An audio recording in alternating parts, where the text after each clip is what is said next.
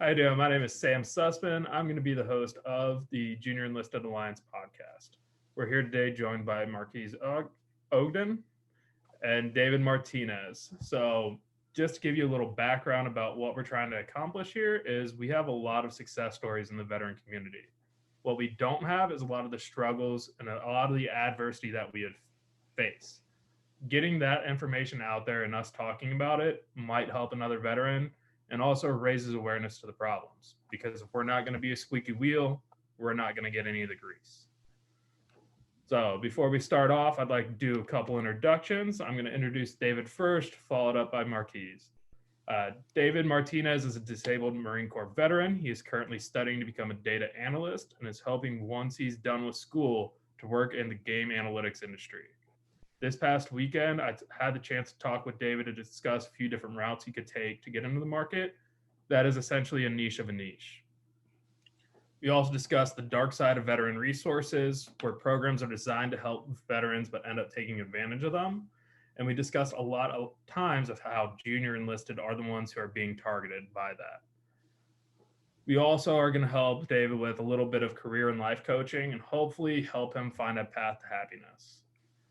Which leads us to our guest host today, which is Marquise Ogden. He is a former NFL football player, offensive lineman, correct? Correct. So from my understanding of what I was able to dig up on you from your website and your LinkedIn was that you're an author, a celebrity success coach, and kind of a life coach in general to help with the transition from going from a famous role to what do I do next? That's very accurate. Whole bunch of keynotes that I was able to find all over YouTube, pretty much everywhere I was Googling your name. And some of the ones that stood out was your success cycle, performance-driven leadership, lessons for success, and the power of perseverance and resiliency. The way I found you was through a post from Braxton Miller that talked something similar that us in the veteran community have to deal with, which it's get on LinkedIn. One of the biggest things that every veteran organization is telling you and every veteran organization pushes is the exact same thing that Braxton Miller posted up. And what he posted was the importance of being on LinkedIn and engaging with your network. And it would spark the interest of how is it the same struggle that we are going through as junior enlisted, the same for a professional athlete. And when I clicked on Marquez's profile, I saw this really cool video.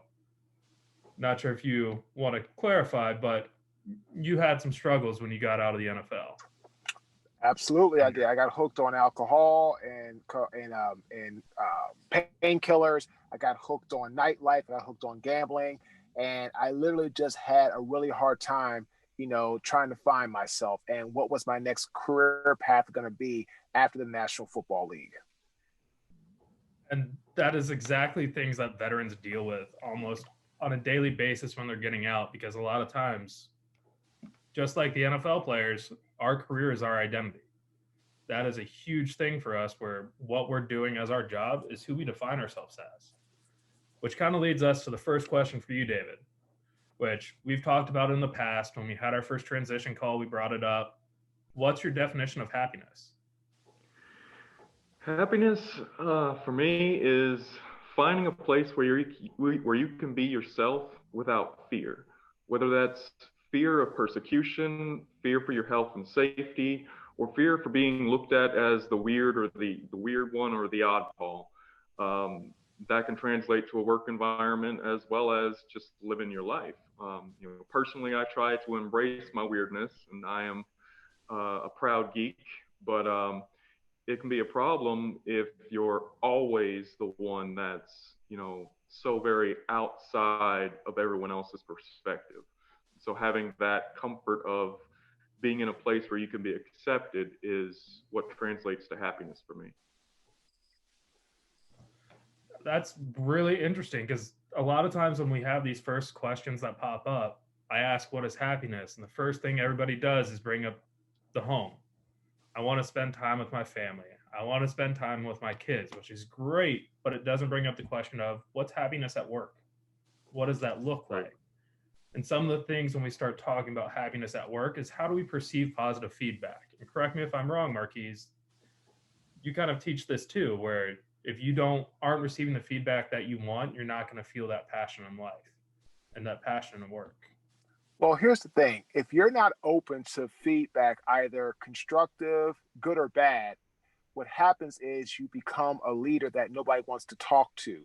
That's exactly what happened to me with my construction business. We've had a lot of success. We were an 8-figure a year business. I became a very ego driven, horrible boss, not a good sound leader. As a result of that, people stopped talking to me because I stopped listening. So feedback is designed for you to take it, listen to it. If it makes sense and you agree with it to some degree, then implement it into your business. And don't look at it as like, well, they're trying to tell me what to do. No, they're just trying to tell you how to help you become a better version of you and for your business and for your client. So to me, feedback is a necessary factor in business and in life, because if you learn how to take it and process and implement it where necessary, you can get to a high level of success for your business. Absolutely. And you kind of ran a business before. So I'm going to ask David a question, and I'd love to get your feedback about his response, because I'm not sure that a lot of the executives are really paying attention to some of the things that matter for those of us going to be doing the work. So David, when you're given feedback and you're given that positive feedback, how do you wish to receive it? Are you wanting to be told you're doing a good job? Are you wanting your boss to take you out to lunch that day? Are you wanting some sort of financial compensation, whether it's a raise, a bonus, or a promotion? How does the positive feedback, how do you want to receive that from your boss? Because I feel that's a huge part that is a lack of communication between that boss and worker line that doesn't get addressed. Right. Positive feedback, I mean, I'd like it to be direct. I don't want it to be, going roundabout, trying to get your point across when, I'm not necessarily going to read between the lines to get what you're trying to tell me. So I need you to be upfront, direct, tell me exactly what you mean when you're, giving me this, feedback. And, whether this is just for me to feel good, or if this is trying to get me to do something better with, whatever I'm working on, I need to get that in a more basically direct manner. So, Marquise, have you ever been asked as that employer or that boss in an interview, how do you give positive feedback? You give positive feedback by telling a person what they did correctly and how it positively impacted the business. When you're able to, like David said, tell him he did a great job, but then tell him why and or how he did a great job, it leaves a real positive mark on his mindset. So he'll know in the future and on future things he does work related, how to address it and get it done to the leader's liking. And that's something that I really did well as Cadence started to grow. I gave direct feedback, told somebody fantastic job, what job they did, how I saw it as positive, and how it positively impacted the organization. And then they continued to do more of that in that space. The reason why I went bankrupt because I became a real arrogant leader and more of a horrible boss. And because of that, I stopped giving positive feedback. I stopped giving any type of good response. And I created a very toxic, negative culture, which my employees, then it became part of them. And once that became the precedent, Sam, that's where it went. That precedent was set by me and I never regained it. That is very inspirational, because a lot of times people are afraid to talk about that struggle, that failure, that piece that's uncomfortable to talk about. But as I said in the beginning, us talking about that down portion is making that wheel squeak. We're trying to get some grease into some other people who are experiencing those same things. So, David, we talked earlier this past weekend about some of the struggles you're facing. If you're comfortable, how much you're willing to tell us, or how little you're willing to tell us. Can you tell us about some of the struggles you had when you got out, and some of the things that you were hearing that a lot of times we're told doesn't happen to our community? When I was getting out, I had a lot of medical issues during basically my entire career. I wasn't promotable because of that. And so, but I was in from 2002 to 2007. They weren't exactly kicking people out for medical reasons back then. They needed everybody they could. And so I kind of just ended up getting put to the side for all my medical stuff, and they just kept me doing various odd jobs. And you're supposed to get a transition program, like they say, a year to 2 years before you get out, and I had it 3 or 4 months before I got out. I had very limited conversations with people to figure out what I wanted to do after I got out, how I'd be able to compensate for the fact that, my knees were bad, my back was going to get bad, and I had no real plans for employment after that. And there was I got completely cut off from the people that I was working with, and there was really no helping me with anything past, okay, here's your DD-214, you're discharged, go on your way. And that was all I was left with. Thank you for sharing that. And Marquez, can you kind of relate to that a little bit when you got out of the NFL? Or Yeah, when I got out of the NFL, it was 2008, 2009, and unfortunately, they didn't have the programs that like they do today. They've got the NFLPA Retired Players Group today, the NFL Trust, the NFL Legends. But when I left the game, they didn't have any of those programs. So when I got out, like David, I didn't know what to do, what was my next move, what was I good at, how could I build any type of future for myself outside of football. And that's why I struggled for about 6 months with alcohol, gambling, pain pills, addiction, because I had no direction. I was just basically going through life with no ambition, no drive, and no hard work, because I had done all those things in the NFL, but when I got out, it wasn't the same. So I can totally relate to what it's like to feel that you don't know what to do, how to do it, what's your next move, because no one is giving you any type of information and or guidance. Now, again, like I said, the NFL today is different, where they do have resources. They do have, again, the NFL Trust, the NFLPA Retired Players Group, the NFL Legends. So as players get ready to leave the game, they can get mentorship. They can get some programs to help them prepare to leave the game and have the best chance of having success after the gridiron. But other than that, when I came out, we didn't have that. So I was just basically left to fend for myself. And I know this might be hard for you, David, but hearing that kind of sounds similar to the 2007, 2008, I'm going to use quotations here, TAPS class. Because that TAPS class that we kind of are given tells us a few things, which it's play to your strengths, continue down with the same identity you had before, and not really find that self-identity. And from our talks, you kind of did struggle with that self-identity at first. Do you want to kind of go into what you're kind of working at now, and then where you're trying to head here in the future? For one thing, I didn't know while I was in the military, and really not until just about 5 years ago, that I was autistic. And so there's been a lot of, kind of putting the pieces together and figuring out what all that means for myself, and, getting to what I want, with, my capabilities, my strengths, and my weaknesses as an autistic individual. And one of the things, after a few years of basically just being on unemployment and disability, I did end up, creating an online business with my wife, which it only lasted a few years, but that kind of got me into the business mindset.